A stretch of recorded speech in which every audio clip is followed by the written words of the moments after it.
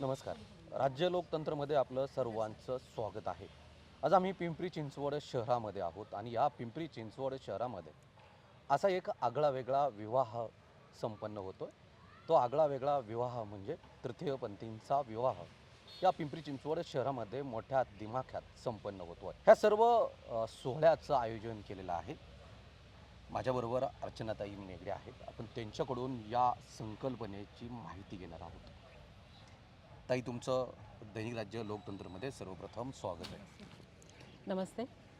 ताई, एकंदरीत ही संकल्पना कशा प्रकारे सुचली आणि समाजामध्ये जो तृतीय पंथांमध्ये जो विचार केला जातो समाजामध्ये त्यांच्याविषयी, आज एक समाजाला आदर्श ठेवणारा असा एक विवाह सोहळा धार्मिक संस्कृतीमध्ये, मराठी संस्कृतीमध्ये जशा एक दोन जीवांचा एक आणि विवाह सोहळा पार पडतो, दोन जीवांचा मिलन या ठिकाणी पार पडतं आहे, असा हा विवाह सोहळा ठिकाणी पार पडतोय. काय सांगाल एकंदरीत कशा प्रकारे ही संकल्पना तुम्हाला सुचलेली आहे? गेले 5 वर्षापासून मी पिंपरी चिंचवडमध्ये ट्रान्सजेंडरवर प्रोजेक्ट करत आहे. गेले 2022मध्ये माननीय राजेश पाटील, माननीय कृष्णप्रकाश पोलीस आयुक्त यांच्या विद्यमानातनं एक संकल्प त्यांनी नवीन सुरू केली की बाबा यांच्यासाठी काहीतरी करावं. 2022मध्ये एक मोठा आपण कार्यक्रम घेतला होता आणि त्या कार्यक्रमाच्या माध्यमानंतर माननीय राजेश पाटील साहेबांनी पुढाकार घेऊन काही NGOंना आमंत्रित करून पिंपरी चिंचवड महानगरपालिकेमध्ये त्यांना स्वयंरोजगार साधन उपलब्ध करून देण्याचा प्रयत्न केला. त्याच माध्यमातून आमच्यासारख्या काही NGO आहेत त्या NGOंनी पुढाकार घेऊन रस्त्यावरील लोकांना तिथं आणून आम्ही ट्रेनिंग वगैरे प्रोग्राम देऊन आम्ही त्यांना तिथं महानगरपालिकेमध्ये प्रवाहामध्ये आणण्याचा प्रयत्न केलेला आहे तिथे, आणि त्यांना तिथं कामाच्या संधी उपलब्ध करून दिलेल्या आहेत. कामाच्या संधी उपलब्ध करून दिल्यानंतर आता गेले 2022 झाले, 23-24 संपलेलं आहे. 2 वर्षामध्ये त्यांचं खूप छान काम आहे. त्यांच्या प्रत्येक गोष्टीमध्ये चेंजेस. विशेष म्हणजे ही लोकं टाळी वाजवणं विसरलेली आहेत. पालिकेमध्ये काम करताना सर्वसामान्यांमध्ये ज्यावेळेस ते वावरतात, त्यांचं बोलणं चालणं ह्या सगळ्या गोष्टींमध्ये खूप जमीन आसमानचा त्यांच्याबद्दल फरक पडलेला आहे. आणि माझ्या मते 100% तर अजून प्रवाहामध्ये त्यांना आणलेलं नाही आपण, पण साधारणतः आपण त्यांना 20 ते 25% प्रवाहामध्ये आत्ता आपण त्यांना आणलेलं आहे. विवाह सोहळ्याची संकल्पना कशी सुचली तुम्हाला? आमच्या पालिकेमध्ये काही ट्रान्सजेंडर आहेत, ते ग्रीन मार्शलमध्ये कामाला आहेत. त्याच्यामध्ये एक जोडी आहे. ती गेले वर्षापासून मला सांगते, मॅडम आमचं लग्न करायचं आहे आणि आमच्या लग्नाची खूप इच्छा आहे. म्हणजे सर्वसामान्य हिंदू पद्धतीने जे लग्न होतात तशी आमची खूप इच्छा आहे, पण आमच्या ह्या लग्नाला कोणी मान्यता देत नाही आणि किंवा आमचा विवाह कोणी करत नाही. तर असंच आमचे नाना, पवना समाजाचे मुख्य संपादक नाना आम्ही असे एकदा बसतो असते. नाना म्हटले, मॅडम आपण ही संकल्पना त्यांची आहे की आपण फक्त बोलण्यापेक्षा ती आपण ती आचरणात आणूया म्हणे. आणि गेले मागच्या महिन्यापासून मग नाना आम्ही आणि आमचे काही सहकारी आहेत त्यांनी आम्ही ही संकल्पना रुजवण्याचा प्रयत्न केलेला आहे. आणि त्याच्यामधनं आम्ही पहिलं एक कपल्स केलं तयार, नंतर दुसरं झालं, 2 म्हणता आमची 5 कपल्स तयार झाली. याच्यामध्ये आम्हाला काही प्रॉब्लेम पण आले थोडेफार, पण आमचे नाना, आमचे विशालभाई, म्हणजे आमच्या सगळ्यांची भक्कम साथ असल्यामुळं आम्ही आज रोजी इथं विवाह सोहळा पार पडत आहे. नक्कीच. या सर्वप्रथम या सोहळ्याच्या माध्यमातून या ठिकाणी ज्येष्ठ पत्रकार आहेत आपल्याबरोबर नाना कांबळे, आपण यांच्याकडून देखील जाणून घेण्याचा प्रयत्न करतो. नाना, एकंदरीत काय सांगाल? खरं तर समाजामध्ये तृतीयपंथी जशा प्रकारे सिग्नलवरती थांबतात, टाळी वाजवतात, पैसे मागतात, हा एक त्यांच्याकडे बघण्याचा एक दृष्टिकोन वेगळा आहे. परंतु आज लग्न विवाह बंधनात ते जोडपं अडकते. एकंदरीत जसे नवरा बायको राहतात तशा प्रकारे हे राहतील. एकंदरीत त्यांचं आयुष्य आणि समाजातला बघण्याचा दृष्टिकोन कसा वाटतो तुम्हाला? ज्यावेळेस ह्या संकल्पनेला सुरुवात झाली त्यावेळेस ह्यांना पहिल्यांदा जर समाजाच्या मुख्य प्रवाहामध्ये जर आणायचं असेल तर यांना आर्थिकदृष्ट्या सबल केलं गेलं पाहिजे, ही भूमिका समोर आली.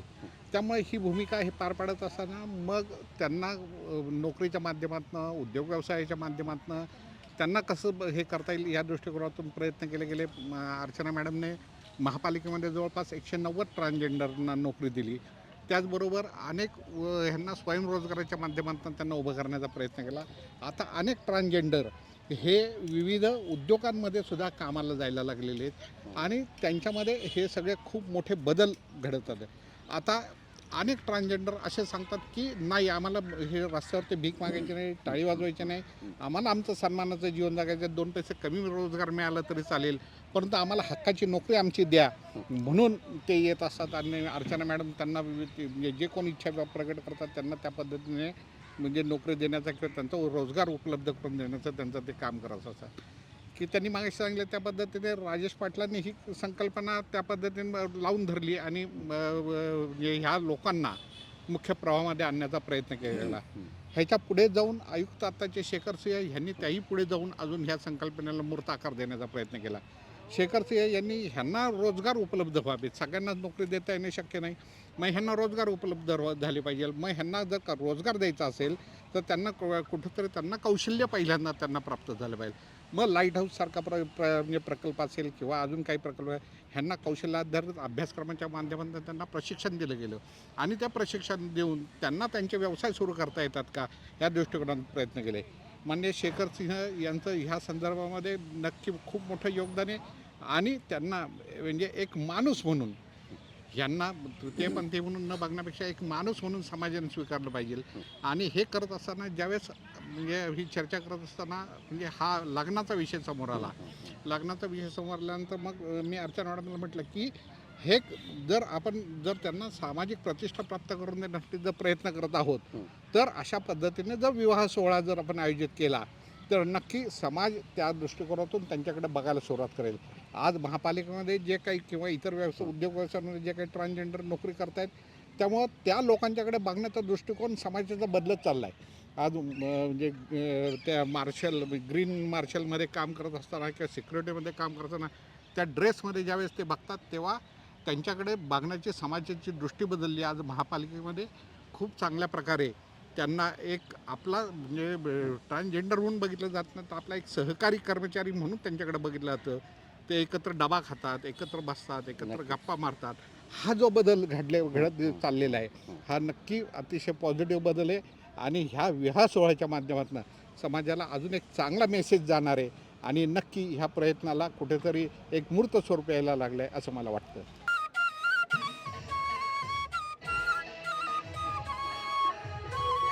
आज सध्या बघतोय आपण या पिंपरी चिंचवड शहरामध्ये असा एक आगळा वेगळा विवाह संपन्न सोहळा पार पडतोय. तृतीयपंथींचा विवाह सोहळा संपन्न पार पडताना या ठिकाणी जे बासरी वादन करणारे जे आहेत काका इथं या सोहळ्यानिमित्त उपस्थित राहिलेले आहेत. आपण त्या काकांकडून जाणून घेण्याचा प्रयत्न करणार आहोत. काका काय सांगाल एकंदरीत खरं तर अनेक तुम्ही असे विवाह सोहळ्यामध्ये तुम्ही बासरी वादन केलेलं आहे. अशा एक आगळ्या वेगळ्या विवाह सोहळ्यामध्ये तृतीयपंथींच्या सोहळ्यामध्ये आज पहिली वेळेस या ठिकाणी तुम्ही आज बासरी वादन करताय. काय वाटतं चेहऱ्यावरचा आनंदच सांगतोय तुमच्या की एक आनंदच वेगळा येतो. ही एक खूप मोठी सामाजिक घटना वाटते आणि असं वाटतं की आपण खूप दिवसापासून एक खूप मोठ्या पंथाला बाजूला करून ठेवलेलं होतं आणि तो आता समाजात संभावित होतोय. तर या गोष्टीमध्ये आमचा पण काहीतरी थोडासा सहभाग आहे, खारीचा वाटा आहे, तेवढाच करायला आम्हाला फार आनंद होईल. खूप छान वाटतं मला इकडे येऊन. समाजात असा एक विवाह सोहळा संपन्न होईल असं वाटलं होतं कधी? मला कधीच म्हणजे कल्पनाच नव्हती की अशा ठिकाणी मी येऊन आणि वाजवेन आणि अशा लोकांना आवडेल. तर गोष्ट ही की हे काहीतरी वेगळं आहे, आगळं वेगळं होतं आहे आणि याच्यात मी पण मी पण सम्मिलित होतो आहे. ही खूप मोठी गोष्ट आहे, ईश्वराची खूप मोठी अपॉर्च्युनिटी म्हणेन मी माझ्यासाठी. नक्कीच कलौरी तिचा साज हा वेगळाच असतो. सजणं नटणं ते नवरा नवरीच्या सोबती फिरणं पाहुण्या रावल्यात येऊन ते उठणं बसणं हा वेगळाच असतो. नवरी आणि अशी एक कलौरी माझ्यासोबत आहे त्यांच्याकडून आपण जाणून घेण्याचा प्रयत्न करणार आहोत.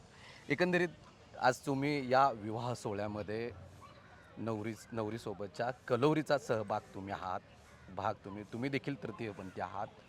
काय वाटते एकंदरीत अशा एका आगळ्या वेगळ्या विवाह सोहळ्यात तुम्ही सहभागी झालात? खरं तर खूप चांगली गोष्ट आहे की तृतीयपंथींचा विवाह होत आहे. खरं तर विवाह म्हटलं तर तृतीयपंथी आणि विवाह हा खूप वेगळी गोष्ट होती कारण की त्या दोघांची साथ कधी जुळणारी नव्हती. परंतु आता या समाजामध्ये या गोष्टी होत आहेत. मला खरंच आनंद झाला कारण की माझी मैत्रीण असेल किंवा माझ्या लेकीसारखी असेल शिवन्या जी आहे तिचं आज लग्न होत आहे आणि लग्न म्हटल्यानंतर तिचं स्वप्नच होतं की तिने लग्न करावं, ती त्याच्यासोबत राहते. परंतु आता मला असं चांगलं वाटतं की लग्नाच्या बंधनात का होईना पण सोबत राहिल्यामुळं त्यांचं प्रेम वाढत जाईल आणि पुढे त्यांना कोणताही धोका राहणार नाही की बाबा उद्या पोलीस केस किंवा लिगलायझेशन किंवा घरच्यांचं बर्डन वगैरे या गोष्टींना ते लिगली फेस करू शकतील आणि आनंदी जगतील. कारण मला असं वाटतं की प्रत्येकाला अधिकार आहे की त्याला जसं हवं तसं जगावं आणि तो अधिकार आता त्यांना मिळणार आहे आणि त्या गोष्टीमध्ये संस्थांनी आणि बाकीच्या लोकांनी सपोर्ट केलेला आहे. ही तर खरं आनंदाची बाब आहे कारण की नॉर्मल पीपल कॉमन लोकसुद्धा आम्हाला सपोर्ट करत आहेत आणि त्यामुळे कुठेतरी मला वाटतं आमचा समाज प्रगतीकडे जाईल. नक्कीच. खरं तर म्हणजे लग्न म्हणलं की वऱ्हाड्यांचा तो देखील साज वेगळाच असतो. नवरदेवाच्या तिकडल्या लोकांचा तो साज वेगळाच, नवरीच्या लोकांचा साज वेगळाच. पण इथं जो वऱ्हाडी मंडळी दिसून येतच नाहीये का बरं? म्हणजे समाज अजून सध्या तुम्हाला स्वीकारणार नाहीये का?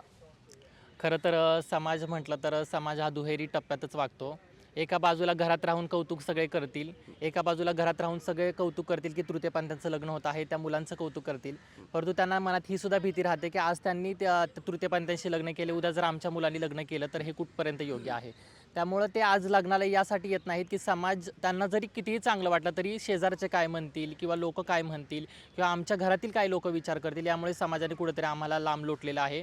आजपर्यंत भारताला स्वातंत्र्य मिळून एवढे वर्ष झाले तरी समाजाने आम्हाला एक्सेप्ट केलेलं नाही. याच्या मागचं कारणच एवढं आहे की समाजाला आम्ही कधी कळलोच नाही आहोत आणि अजूनही लोक येत नाहीत. एवढा मोठा प्रोग्राम ठेवलेला आहे, लोक अजून येत नाहीत कारण की लोकांना माहीतच नाही आम्ही काय आहोत किंवा लोकांना जाणूनच घ्यायचं नाही कारण त्यांच्या प्रायोरिटीज नाही ते की बाबा तृतीयपंथांचा विवाह होणं किंवा त्यांनी समाजात राहणं. कारण की लोकांना अजूनही ती स्त्री हवी असते की जी स्त्री मुलं जन्माला घालेल, लोकांना अजून ती स्त्री हवी असते की जी संसार चांगला सांभाळेल, लोकांना ती स्त्री पण नको आहे की जी लेकरू त्यांना जन्माला घालू शकेल किंवा त्यांचा वंश वाढवेल. त्यामुळे तृतीयपंथी ही खूप लांबची गोष्ट आहे आणि ती जर लग्न व्यवस्थेमध्ये यायला लागली तर कुठेतरी त्यांच्या मुलांचं आयुष्य उद्ध्वस्त होईल, हा त्यांचा एक गैरसमज होतो. त्यामुळे मला असं वाटतं की ते या गोष्टीला विरोध करतील. परंतु आम्हाला अधिकार मिळाला आहे. मला असं वाटतं समाजाने यावं म्हणून आम्ही लग्न करत नाही आहे. आम्ही खुश राहावं, आम्ही आनंदी राहावं यासाठी लग्न करत आहोत. समाज आज आहे, समाज उद्या नसेल. समाज आज सपोर्ट करेल, उद्या सपोर्ट नाही करणार. परंतु आमचे संसार हे आम्हालाच करायचे आहेत, आमचे संसार हे आमच्या विश्वासानेच पुढे जाणार आहेत. त्यामुळं कुठंतरी चांगली गोष्ट आहे. मला वाटत नाही की समाजाचा विचार आम्ही करावा लगेच. काका नमस्कार. नमस्कार. एकंदरीत तुम्ही अनेक अशी लग्न सोहळा तुम्ही पार पाडलेला आहे. तर तृतीयपंथीयांचा विवाह सोहळा प्रथम तुम्ही पार पाडताय. एकंदरीत असा एक आगळा वेगळा विवाह सोहळ्यामध्ये तुम्ही सहभागी होताय. असा विवाह सोहळा कधी पार पाडला का? नाही, फर्स्ट टाइम पार पाडतोय आम्ही. जे संयोजक आहेत, ज्यांनी हा विवाह सोहळा संपन्न करण्याचा योग आणलेला आहे, त्यांच्यामुळे हा सोहळा संपन्न होतोय. त्यांचे मी आभार मानतो. आणि या जे आपले तृतीयपंथी आहेत त्यांना एक समाजामध्ये मान द्यायचा प्रयत्न या संस्थेने केलेला आहे. तो फार उपक्रम छान राबवलेला आहे. असाच उपक्रम पुढं पण राबत राहो हे ईश्वरचरणी मी प्रार्थना करतो. आणि त्या तृतीयपंथी लोकांना समाजात मान मिळावा, प्रतिष्ठा मिळावी, सगळीकडे त्यांना समाजामध्ये यश मिळावं, समाजाने त्यांना स्वीकारावं असं मी समाजाला जाहीर निवेदन करतो. आणि या तृतीयपंथी लोकांशी समाजाने व्यवस्थित वागावं. त्यांचा जो विवाह संपन्न आता होणार आहे तो विवाह सोहळा जो आहे तो विवाह संस्कार पद्धतीने होणार आहे. त्या विवाह संस्कार पद्धतीमध्ये सकाळी आपल्याकडे मामांकडून सुपारी फोडण्यात आलेली आहे, सकाळी साखरपुडा झालेला आहे, 2 वाजता हळद झालेली आहे. असा या पद्धतीने हा विवाह संस्कार सोहळा चालू आहे. आता या विवाह संस्कार सोहळ्याची पद्धत आता आपल्याला नवरदेव सजलेले आहेत आणि ते आता देवाच्या पाया पडायला जातील. देवाच्या पाया पडून आल्यानंतरनं आपला अक्षताचा कार्यक्रम होईल, त्यानंतरनं सप्तपदीचा कार्यक्रम होईल. या सोहळ्याला पूर्वी लोक हा सोहळा व्हायचा, परंतु ते लोक जे आपण समाजात त्यांना मान देत नव्हतो म्हणून ते लोक त्यांच्यात विवाह संपन्न करून घ्यायचे. परंतु आता आपल्या समाजाने त्यांना जवळ करणं हे गरजेचं आहे.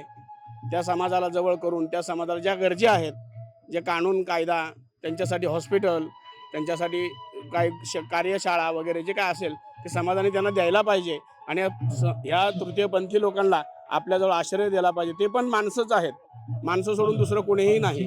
त्यांना पण आपल्याबरोबर खांद्याला खांदा लावून काम करण्याची मुभा आपण द्यायला पाहिजे समाजाने. ही समाजाला मी निवेदन करतो. आणि शास्त्रामध्ये सुद्धा ह्याला प्रूफ आहेत, परंतु थोडेफार आहेत, जास्त काय नाहीत. भगवंताने सुद्धा त्यांना आशीर्वाद दिलेला आहे. स्वतः महादेव अर्धांगी नटेश्वर आहेत म्हणून ते सुद्धा अर्धांगी नटेश्वर म्हणूनच ओळखले जातात.